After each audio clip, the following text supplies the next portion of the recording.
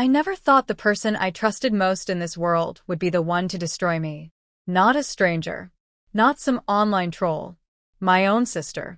The girl who knew every secret, every fear, every mistake I'd ever made, took all of it and posted it online for the world to see. By the time I woke up that morning, 3 million people had already seen my deepest shame. My phone was exploding. My life was over. And when I called her, sobbing, begging her to take it down, she laughed. This is the story of the ultimate betrayal. Stay with me, because this gets dark before it gets light. Let me take you back. My name's Riley, and this is my sister Emma. Growing up, we were inseparable. Matching Halloween costumes, shared secrets under blanket forts, that ride-or-die kind of bond. Emma was 2 years younger than me, and honestly, she was my best friend. We grew up outside Sacramento. Our parents divorced when I was 12 and Emma was 10. It was messy. Dad moved to Portland, Mom buried herself in work, and suddenly, it was just the two of us against the world. I became her protector. When kids made fun of her braces, I stood up for her. When she got her heart broken at 14, I stayed up all night with her, eating ice cream and trash-talking the guy. We had this unspoken pact. No matter what happened, we always had each other's backs. But people change. And sometimes, the person you think you know better than anyone becomes a stranger. By the time I was 25 and Emma was 23, we'd both moved to Los Angeles. I was working at a startup, grinding my way up. Emma was bouncing between gigs, photography, social media management, trying to find her thing. And then she found it. Social media fame. Emma started a YouTube channel. Then TikTok. Then Instagram. Lifestyle content, day-in-the-life stuff, makeup tutorials. But she was struggling to grow. A few hundred followers here, 1,000 there. Nothing was taking off. And I could see it eating at her. She'd watch other influencers blow up overnight and say, "Why not me? What do they have that I don't?" I should have paid more attention. Because for Emma, it became an obsession. Now, here's where my part of the story gets complicated. About 6 months before everything fell apart, I went through something traumatic. Something happened with someone I knew from work that I wasn't ready to talk about publicly. I was terrified, ashamed, and convinced nobody would believe me. The only person I told was Emma. I showed up at her apartment at 2 in the morning, mascara streaking down my face, barely able to speak. She held me while I cried. She told me it wasn't my fault. She promised me my secret was safe with her. "Riley, I will never, ever tell anyone," she said, looking me dead in the eyes. "You can trust me with your life." And I believed her. I also told her other things over the years. That I'd struggled with mental health in college. That I'd made mistakes in relationships. That I'd done things I wasn't proud of. Little things, big things, stuff you only tell someone you trust completely. Emma knew everything. What I didn't know was that she was keeping a list. It was a Tuesday morning in March. I woke up to my phone buzzing like crazy. 63 missed calls. Over 200 text messages. My Instagram DMs were flooded. My hands started shaking. I opened Instagram. My follower count had jumped by thousands overnight. But the comments on my posts were vicious. "You're disgusting. How do you live with yourself? I hope you get what's coming to you." Then someone sent me a link. It was Emma's TikTok. The video had been posted 8 hours earlier. It already had 3 million views. The caption read, "Exposing my sister's dark secrets, the truth about who she really is." I clicked play, and my entire world shattered. Emma was sitting in her apartment, looking directly into the camera with this determined expression. "Hey guys, it's Emma. So I need to talk about something really serious today. My older sister, Riley, some of you might know her, has been living a lie. And I think it's time people knew the truth about who she really is." She paused for effect. Then she started listing everything. The trauma I'd confided in her. But she twisted it, made it sound like I'd made it up for attention. The mental health struggles. The relationship mistakes. Things I told her in confidence, in my darkest moments. She laid it all out like I was some kind of monster. But here's the sickest part. She didn't just tell my secrets. She weaponized them. She framed every single thing to make me look like a liar, a manipulator, a terrible person. She even showed screenshots of our text conversations, edited, of course, to prove her points. And at the end of the video, she said, "I just can't stay silent anymore. My sister has hurt so many people, and I think she needs to be held accountable." The comments were eating it up. "You're so brave. Your sister sounds toxic. Thank you for exposing her." By lunchtime, the video had 5 million views. People were posting my address, my workplace, my phone number online. My boss called me into a meeting. My mom called, crying, begging to know what was going on. And Emma? She was posting follow-up videos, doing Q&As, monetizing my trauma. I tried calling her. She finally picked up on the 10th try. "Emma, what the hell did you do?" I screamed. She laughed. "Relax, Riley. It's just content. You'll get over it." "Content? You destroyed my life for content." "Oh, please. You're being dramatic. Besides, you should be thanking me. I'm about to hit 1 million followers because of this."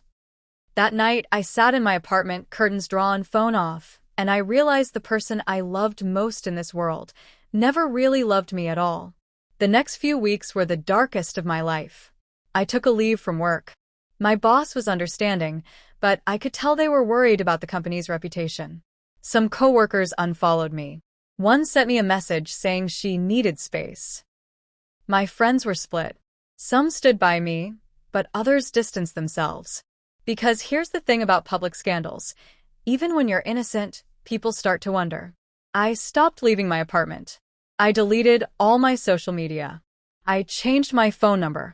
I tried to disappear. But the internet doesn't let you disappear. My mom tried to mediate. She called Emma, begged her to take the videos down. Emma refused. She said I was playing the victim. Meanwhile, Emma's channel was blowing up. She'd gone from 10,000 followers to over 1 million in 2 weeks. Brands were reaching out. She was getting interviewed on podcasts. She'd become the brave little sister who stood up to her toxic sibling. And I was the villain in her story. I'm not going to lie. There were moments I didn't want to be here anymore. I felt so alone. But then something happened. I got a message from a woman I didn't know. Her name was Vanessa, a therapist who specialized in family trauma. She'd seen Emma's videos but didn't believe them. "Hi Riley," she wrote. "What your sister did is called betrayal trauma, and it's one of the most painful things a person can experience. I just wanted you to know, this isn't your fault, and you're not alone." I cried reading that email, but this time it was relief. Someone believed me. Vanessa offered to talk with me, free of charge. And for the first time in weeks, I said yes. Over the next few months, I started therapy. Real therapy. And slowly, painfully slowly, I started to piece myself back together. I learned that Emma had become so desperate for validation, so addicted to likes and views, that she'd lost sight of basic human decency. Social media had turned my sister into someone I didn't recognize. But here's what I also learned. Her actions didn't define me. The people who truly mattered, they never left. My best friend Sarah showed up at my door with pizza and wine and said, "I don't care what the internet says. You're still you, and I'm not going anywhere."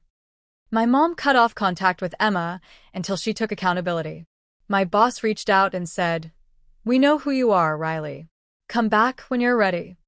The people who believed Emma's lies without asking my side, they were never my people to begin with. About 4 months after Emma's video went viral, something unexpected happened. The truth came out. One of Emma's former friends, someone who'd helped her film content, came forward with receipts. Screenshots, voice memos, text messages where Emma explicitly admitted she'd exaggerated and lied about me to create a narrative that would go viral. She'd planned the whole thing. Every word, every edit, every tearful moment, it was calculated. The friend posted everything on Twitter with a caption, "I can't stay silent anymore." Emma manipulated the truth to destroy her sister for clout. Here's the proof. And just like that, the internet turned on her. People started dissecting Emma's old videos. Influencers called her out. Brands dropped her. Her follower count plummeted.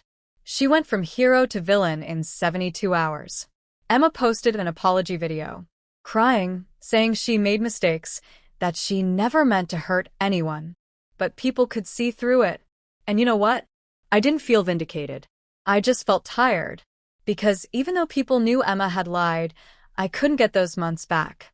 I couldn't undo the pain, the isolation, the nights I spent wondering if I'd ever feel normal again. The internet's apology didn't heal me. Only I could do that. Emma reached out. She sent me a long text, apologizing, saying she'd lost herself. She asked if we could talk. Part of me wanted to scream at her. Part of me wanted to cut her out forever. But another part, the part that remembered blanket forts and matching costumes, felt sad for what we'd lost. I agreed to meet her. Just once. We met at a coffee shop. It was awkward. She cried. She apologized over and over. I listened. And then I said something I'd been practicing with Vanessa. Emma, I forgive you. Not because what you did was okay. It wasn't. But I forgive you because holding on to anger was destroying me even more. So I'm letting it go. But that doesn't mean we're okay. Trust is earned, not given. And you broke mine in the worst way possible. She nodded, tears streaming down her face. We haven't spoken much since. She's in therapy trying to rebuild offline. And me? I'm doing the same. So here's what I want you to take away from this story. If someone you trust betrays you, whether it's a sibling, a friend, a partner, it's going to hurt like hell. You're going to question everything. But here's the truth. Their betrayal says everything about them and nothing about you. You are not defined by someone else's cruelty. You are not the villain in their story. You are a survivor, and you have every right to grieve, to be angry, to take all the time you need to heal. But don't let them take your future. Don't let them steal your joy. I rebuilt my life. I found new friends, strengthened old bonds, and learned what real trust looks like. I even started my own YouTube channel, not for fame, but to tell stories like this one. To remind people that they're not alone. If you're watching this and you've been betrayed, I see you. I believe you. And I promise you, there is life on the other side of this pain. You've got this. Thanks for watching.